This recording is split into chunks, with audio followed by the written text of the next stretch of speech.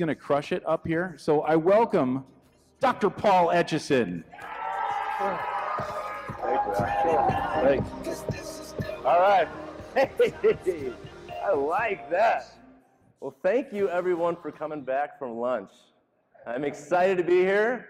We could use a few more people will trickle in, but we're just going to get started. The timer hasn't started yet, but I'm sure it will soon. All right, so I want you to go somewhere in your mind.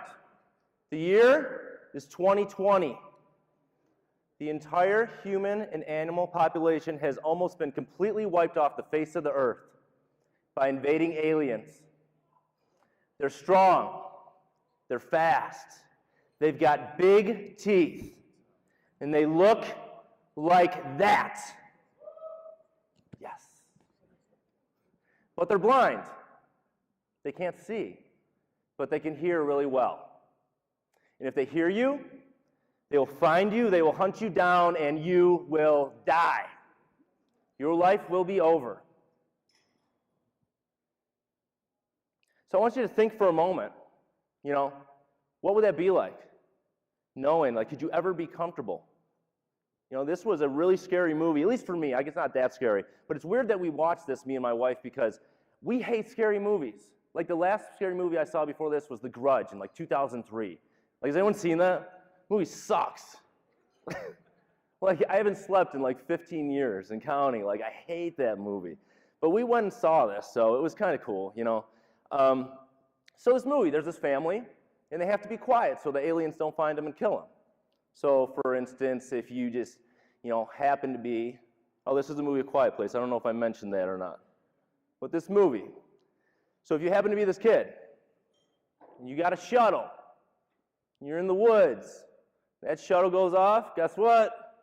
You're dead, man. That's it. If you're coming down the stairs, you step on a rusty nail, don't scream, because if you do, you're going to die.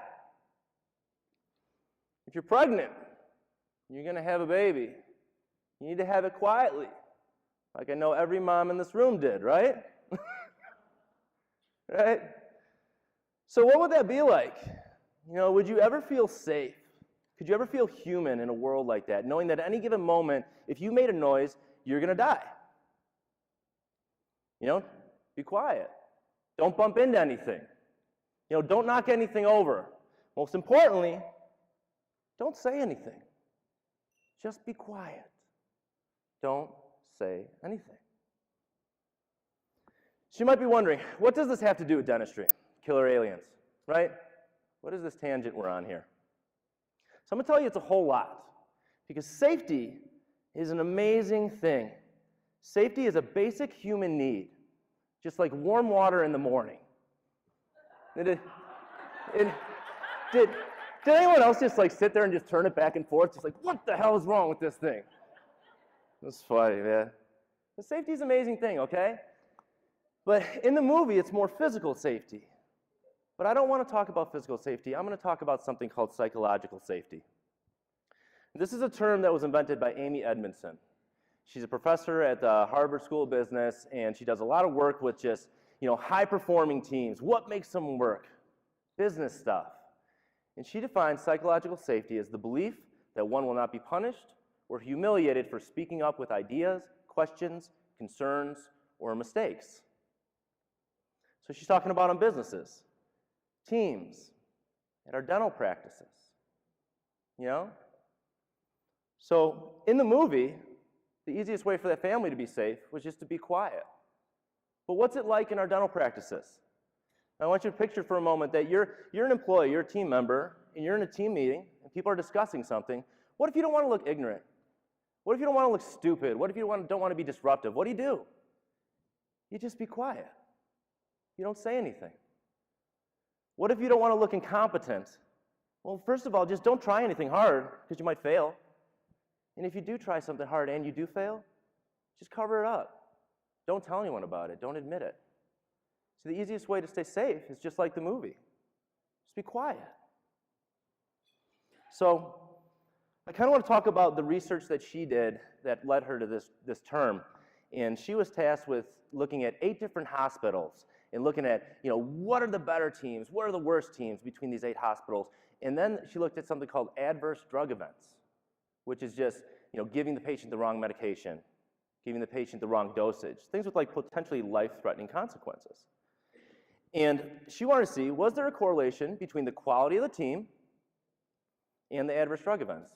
And as we would think, better teams work together better, they would have less errors.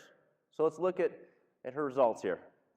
So these are the 8 teams on the left, and these are the results on the right, their errors. Now it looks like this is arranged from most errors to least errors, but you see a little part in the middle, it just doesn't really jive, So what is that? Why is that? Because this is not arranged that way. This is arranged from the best teams on the top to the very worst teams on the bottom. The best teams had the most errors, and the worst teams had the least. That doesn't really make sense. Why would that be? So look at that word right next to errors. Reported errors. The best team had the most reported errors.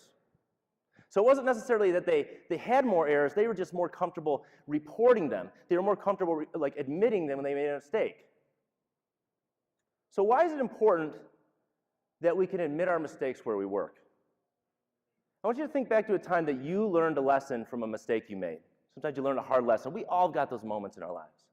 We all go to this seminar and there's someone on the podium and they're showing you, they say, hey, I'm going to show you everything I've screwed up, all my mistakes, so you can learn from them and you don't have to repeat them.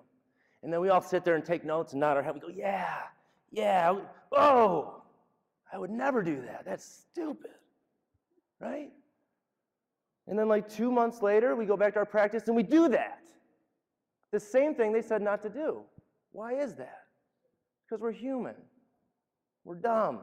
We have to learn on our own. We have to learn from our own mistakes. Think about a time you had a coach or consultant come into your practice and they gave you some feedback, or you just even had a friend that was like, hey, you know what, I just kind of don't agree with you on that. And you're like, well, oh man, you kind of learned something. You had that aha moment. I never thought of it that way.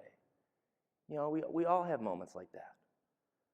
See, what we need to realize is that every time we communicate, every time that we give somebody some feedback, we give some coaching, we say, hey, I screwed something up. You admit that you were wrong, you're taking an interpersonal risk. We're taking a risk that that person we're communicating with is going to look negatively upon us. And the easiest way to mitigate the risk is to just be quiet. Just don't say anything. But when we're quiet in our organizations, we rob our team of the ability to learn from our mistakes. We rob our team of the ability to collaborate, to innovate, to grow, to become our best versions of our practice. One of the big buzzwords we hear in dentistry, and we've heard it a few times a day, is systems. Man, it's 2019. This is the year I'm going to get my systems together. I'm going to systematize my practice. She's got systems. I need them.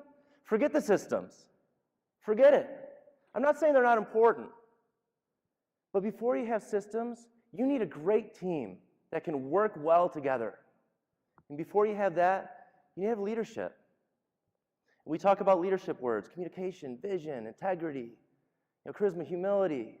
But I think one of the most overlooked things of leadership is the ability of the leader to create an area, to create a workplace that's psychologically safe so that our team can work together comfortably. This is a diagram from my book.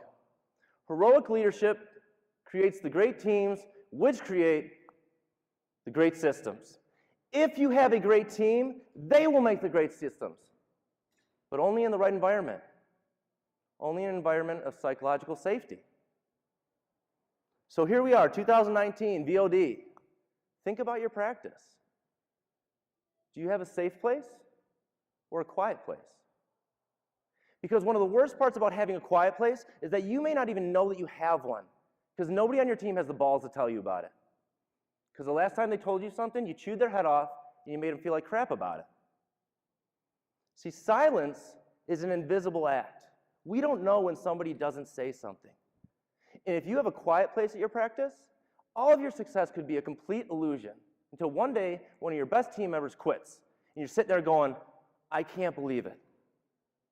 Why are you quitting? And they're not even going to give you the real answer because you've trained them not to. You've created the quiet place. there's something called fear-based management, fear-based leadership. And this is basically the, you're going to come in quiet, you're going to leave quiet, you're going to shut up, you're not going to question me, you're going to do as I say, because it's my practice, and I said so. It's mine. Right? And all this does is this creates fear in our employee. They shut down. They armor up. They no longer care about the organization, the goals of the team. All they care is about themselves. Staying out of trouble, not looking stupid. I have 2 daughters, an 8-year-old and a 3-year-old. One day they were fighting over a toy, and I said to my oldest, I said, "Hey, Briella, why can't Alyssa play with your toy?" She goes, "Dad, this is my toy, and I said so." Does that sound familiar? This is my practice, and I said so. I'm the boss. I make the rules. It doesn't work. It's childish. And we expect that from an 8-year-old. We do not expect that from a leader of practice, especially a successful one. So there are a lot of successful dentists in this room right now, and I hope you get to talk to them, ask them why their practice is doing so well. And I think most of them are going to say the same thing. They're going to say it's because of their team. Having an amazing team is what's going to take your practice to the next level. This is my team.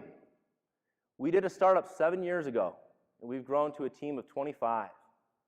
And I promise you, our success is because of those girls. I'm part of it too, but it's me and them working together as a team. And I truly believe in my heart that we have the best dental team in the universe. I believe that. So there's something really cool that happened in this picture, but I'm going to come back to it in just a few minutes. So I hope at this point I've convinced you psychological safety at the practice is important. So how do we do it? What do we do? The first step is framing. This is communicating the vision. We need to let our team know 2 things. That failure is okay, and it's expected. Because they're going to screw things up. I have great systems at my practice. And we screw things up all the time because we're human. I want my team to be more afraid of letting the patient down than they are about looking stupid in front of their team members. So we have 2 mantras at my practice. We have a lot, but these are 2 of them. We have a culture of coachability. This means that anyone on my team is free to coach anyone else on my team as long as it's for the good of the practice. And that person the one that's getting coached cannot get defensive. I know, easier said than done. This is my vision. We have grace over guilt. This means if you raise your hand and you contribute something, or if you say, "You know what, I don't really understand that. I need more training. I don't really know how to do that." Or you say, "Hey, Doc, you know what?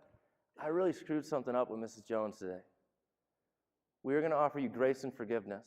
We're not going to make you feel guilty because I want to know about these things, and I want to encourage that behavior. Second part is participation. We need everybody to participate. So if you want your team to admit when they've done something wrong, or you want your team to feel comfortable saying, like, "I don't know," well, then you have to start by doing that. Be vulnerable. Stop acting like you have all the answers.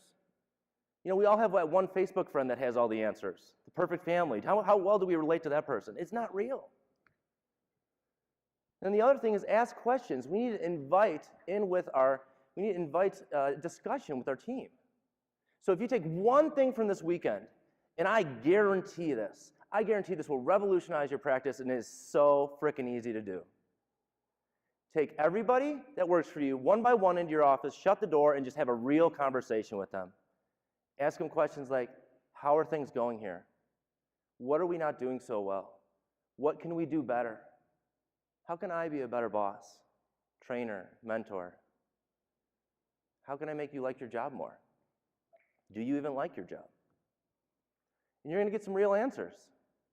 And you're going to want to get defensive because that's the lizard brain. But that comes to the third part, responding productively. See, just like trust, psychological safety is not a switch that we can just flip on. We can't just show up at our practice Monday and go, boom, hey, guess what, guys, it's safe here. Let's talk about feelings. It doesn't work like that. It's like trust. It's built one conversation at a time. And it takes one conversation to ruin it. So when somebody takes that interpersonal risk, you know, when they take that interpersonal, that they communicate something, we need to acknowledge that risk-taking. We need to thank them for it because that's what we want to encourage. Stop blaming people. It doesn't matter. You know, the case didn't go out. What case? Whose case was that? Who was the assistant on that? Who was it? Who cares? The case didn't go out. What can we come up with as a team so that doesn't happen again? Let's make a system for that. So I said there's something special about this picture, and it's those 5 girls sitting in the front. We did a startup 7 years ago, and these were my original 5. They still worked for me. 7 years. And we took a team picture every year around the year anniversary, and you will see the same people in the following year, in the following year, in the following year, because in 7 years, our turnover has been 0. Not a single person has left. And I don't say this to brag, but I want to illustrate a point that if you have psychological safety at your practice, you are going to find out about and address any issue long before anyone leaves. So I want you to take a look at your practice when you get back there Monday. Because when we have fear in our practice, when our employees are afraid, they will never go above and beyond for us. They will never take that baton and run with it because they're so damn scared about what's going to happen if they drop it. See, it's our job as the leaders of the practice to create this environment of psychological safety so their teams can collaborate, they can grow, they can work together. And that's what I've tried to do with my practice. And I assure you, every single person on my team, in their heart, is 100% confident to take that baton and carry it for the entire team. All the while knowing that when they drop it, not if, because they're going to drop it, but when they drop it, that we're going to talk about it, we're going to learn something from it, and we're going to forgive and continue to love that person. Because our practice is a safe place and not a quiet one. Thank you. Hope that helps somebody.